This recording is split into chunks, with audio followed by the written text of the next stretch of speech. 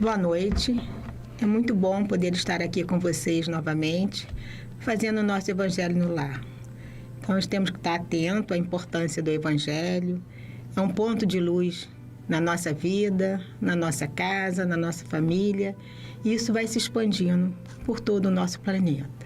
Então, vamos começar agora o nosso Evangelho e esperamos que todos estejam muito bem. E não esqueçam de colocar a sua aguinha para ela que seja fluidificada e, ao final, nós podemos vir a degustá-la com muito carinho e agradecimento a Jesus por esses momentos de oração. Meu companheiro aqui, o Sérgio, vai ler aqui uma mensagem para a gente de um livro do Chico, Mensagem de Emmanuel, que é do livro Palavras da Vida Eterna. Boa noite a todos. Obrigado por estar aqui assistindo e fazendo esse Evangelho no Lar conosco. O texto aqui que nós escolhemos foi Combatendo a Sombra. Está em Romanos, capítulo 12, versículo 2. E não vos conformeis com este mundo, mas transformai-vos. O aviso evangélico é demasiado eloquente, todavia é imperioso observar-lhe a expressão profunda. O apóstolo, divinamente inspirado, adverte-nos de que, em verdade, não nos será possível a tácita conformação com os enganos do mundo. Tanta vez abraçados espontaneamente pela maioria dos homens, no entanto, não nos induz a qualquer atitude de violência. Não nos pede rebelião e gritaria. Não nos aconselha azedume e discursão. A palavra da Boa Nova solicita-nos simplesmente a nova transformação. Não nos cabe, a pretexto de seguir o Mestre, sair de Azarroz em punho, golpeando aqui e ali, na pretensão de entender-lhes a influência. É imprescindível adotar a conduta dele próprio, que, em nos conhecendo as vibrações e fraqueza, suportou-nos a rigidez de coração, orientando-nos para o bem, cada dia, com o esforço paciente da caridade, que tudo compreende para ajudar. Não movimente, deste modo, o impulso da força constrangendo os semelhantes a determinadas regras de conduta, diante da ilusão em que se comprazem. Renovemo-nos para o melhor. Eleva o padrão vibratório das emoções e dos pensamentos.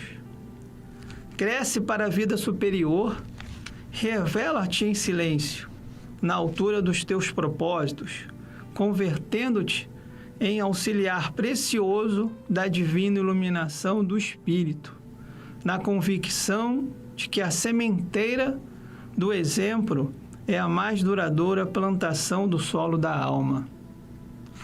Não te resignes aos hábitos das trevas, mas clareia-te por dentro, purificando-te sempre mais, a fim de que a tua presença irradie em favor do propósito.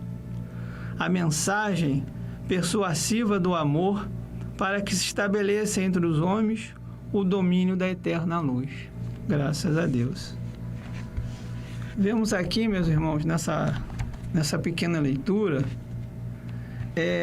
a importância da gente estar fazendo o Evangelho no lar, né? Porque não é só uma leitura, não é só a proteção, não é só o que a gente tem a trazer de bom para dentro da nossa casa, mas, acima de tudo, a reflexão do que nós vamos ler.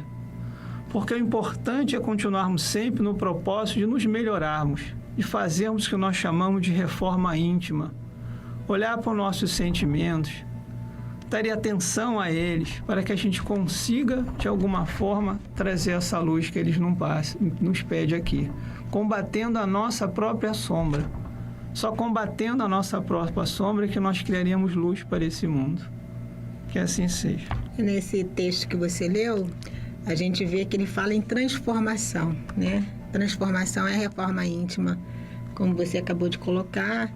E a importância da gente estar refletindo sobre tudo que a gente lê, sobre tudo que a gente estuda e sobre tudo que a gente está vivendo nesse momento. É uma grande oportunidade para nós olharmos para dentro de nós mesmos e seguirmos nessa caminhada de nos melhorarmos, sermos melhores. E ele também fala em caridade, né? E a caridade anda junto com a fé. A gente não pode fazer caridade sem ter fé. E também não adianta ter fé e não fazer nada. E no final ele conclui aí que o melhor caminho é o exemplo, né? Então não adianta também nós sabermos de todas essas teorias e não praticarmos. O exemplo é que vai ajudar a quem está em volta de nós a essa grande transformação, né? Então o exemplo é assim, primordial para a gente ajudar os nossos irmãos que estão à nossa volta nessa educação, nessa transformação.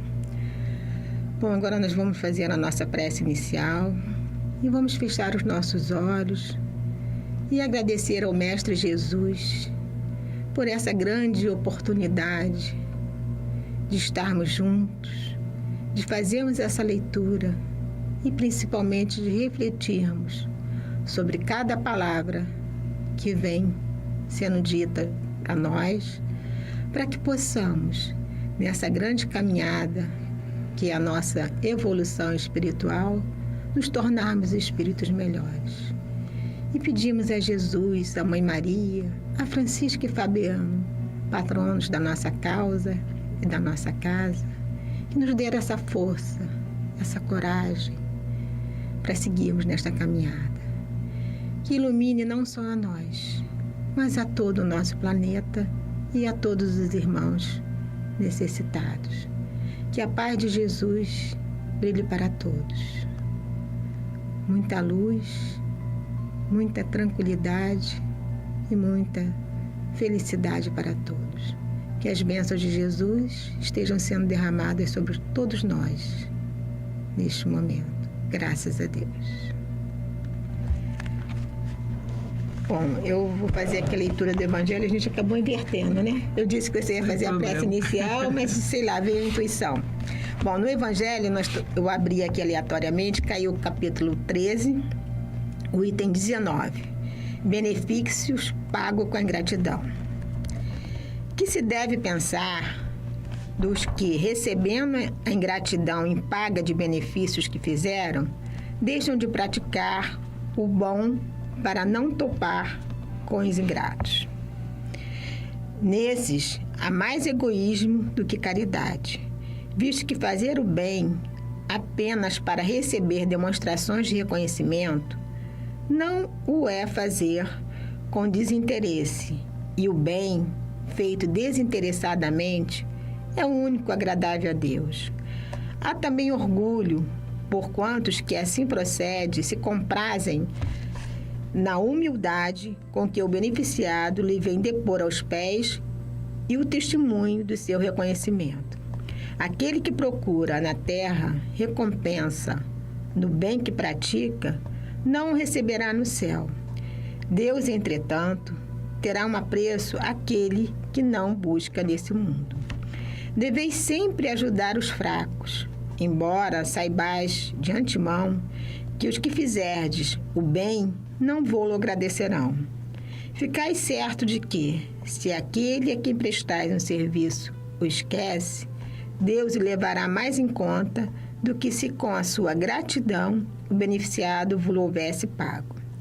Se Deus permite que, por vezes, sejais pagos com ingratidão, é para experimentar a vossa perseverança em praticar o bem.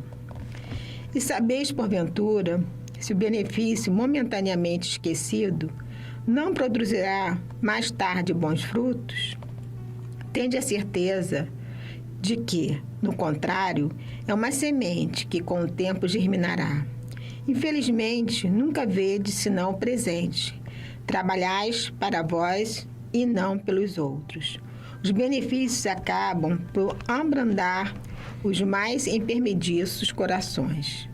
Podem ser olvidados neste mundo, mas quando se desembaraçar de seu envoltório carnal, o espírito que os recebeu se lembrará deles e essa lembrança será o seu castigo. deplorar a sua ingratidão, desejará reparar a falta, pagar a dívida noutra existência, não raro buscando uma vida de dedicação ao seu benfeitor. Assim, sem o suspeitardes, terei contribuído para o seu adiantamento moral e vireis a reconhecer a exatidão desta máxima. Um benefício jamais se perde. Além disso, também por vós mesmos tereis trabalhado, porquanto granjereis o mérito de haver feito o bem desinteressadamente e sem que as decepções vos desanimassem. Ah, meus amigos, se conhecesseis todos os laços que prendem a vossa vida atual às vossas existências anteriores, se pudesseis apanhar num golpe de vista a imensidade das relações que ligam uns aos outros seres, para o efeito de um progresso mútuo, admitireis muito mais e sabereis a sabedoria e a bondade do Criador que vos concede reviver para chegardes a Ele. Um Guia Protetor, Incens, 1862. Todos nós sabemos que essas mensagens aqui foram coletadas por Kardec, né, quando da codificação da doutrina. E esse irmão que deixou essa mensagem aqui nos fala muito de que a gente estipar o egoísmo, né? Porque muitas pessoas, na realidade, e não nos excluímos disso, estamos sempre inclusos em tudo que a gente lê, primeiro para nós mesmos, faz alguma coisa para que seja enaltecido, para receber um agradecimento, e quando a pessoa que o recebeu não faz, se sente ofendido. Então, não fez aquele bem por amor, né? Por caridade, por realmente entender que aquilo era o que podia fazer de melhor para o seu próximo. E acaba querendo fazer aquilo para, como diz aqui no nosso popular, aparecer, né? Parecer que é melhor do que o outro. E muitas vezes faz humilhando as pessoas. Então, a caridade verdadeira, que é a caridade que vem de Jesus, é a caridade sem pretensão de receber qualquer recompensa aqui na Terra. Até porque o que a gente tiver que receber de Deus, do nosso Pai maior, de Jesus, não vai ser aqui, né? Vai ser lá na nossa vida espiritual e a gente chegar com a tranquilidade, com a certeza de que eu fiz sempre o meu melhor, sem esperar nada em troca. Então, é uma mensagem, assim, para muita reflexão, que a gente sempre fica esperando o agradecimento do outro. E a gente tem que tirar esses desejos dos nossos corações, porque isso nada mais é do que egoísmo. Áurea, eu acho importante nessa passagem que nosso irmão diz um fato, né? E ele diz os benefícios desse fato e os malefícios desse fato, né? Mas o importante é a gente refletir de como a gente percebe o que estamos fazendo do modo correto ou não. Porque a caridade, para mim, é um estado, né? É quando a gente faz, quando está o nosso amor em movimento. Nosso amor em movimento, para mim, é a caridade. E quando a gente conseguir entender isso tudo que está no Evangelho, que não é fácil, a gente vai estar nesse estado de caridade. Então, é uma coisa permanente, não se dá, nem se recebe, só está, né? Mas precisamos entender como perceber isso. Então, toda vez que a gente fizer algum movimento, tipo até nesse sentido de ser caridoso com alguém, ou perceber o que nós estamos sentindo. Prestar atenção no que o meu coração está dizendo. Ele está buscando que o outro faça um agradecimento? Então, a gente tem que ser sincero com a gente. Se ele não fez, eu fiquei zangado porque ele não veio. Por que eu fiquei zangado?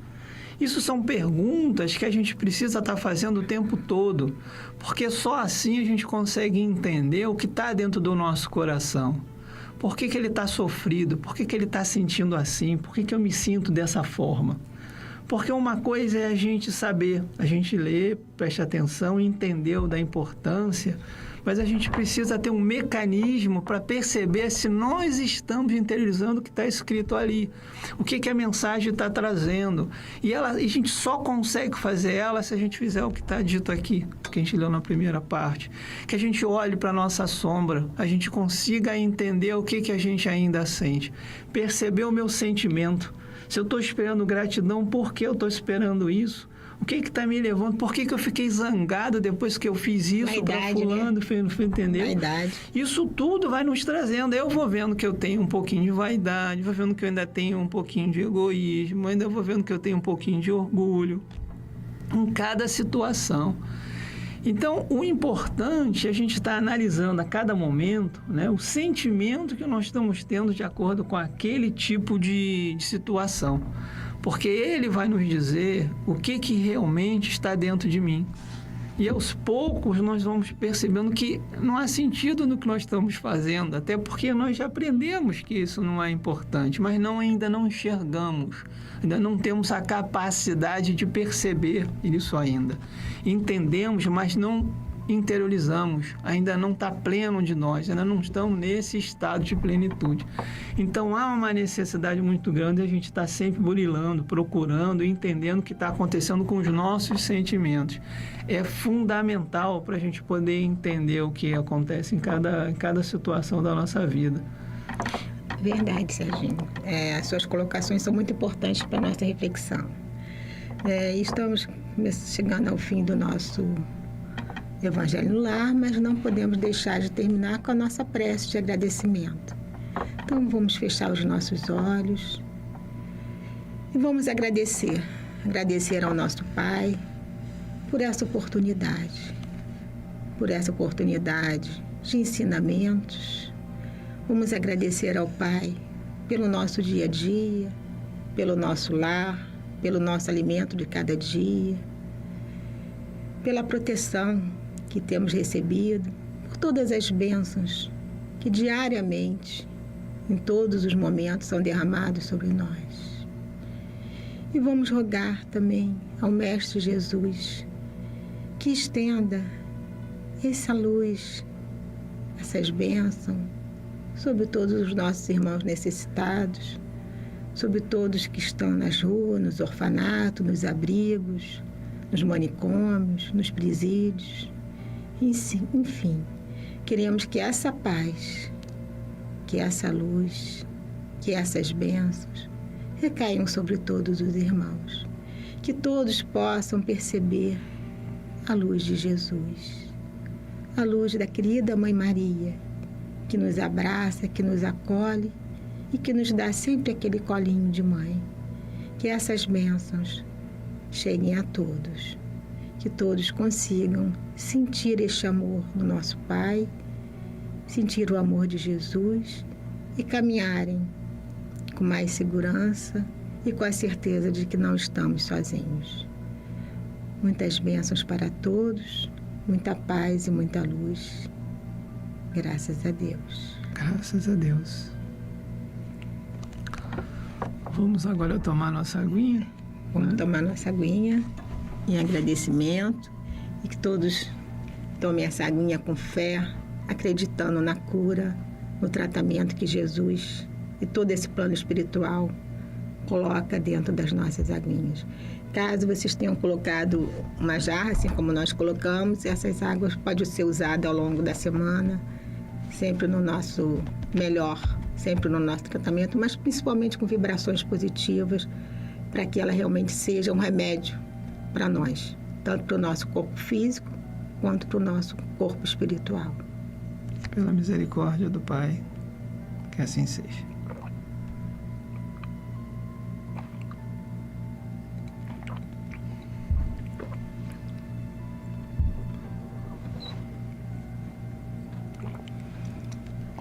E para todos nós, paz e bem, paz e luz, paz, muita paz.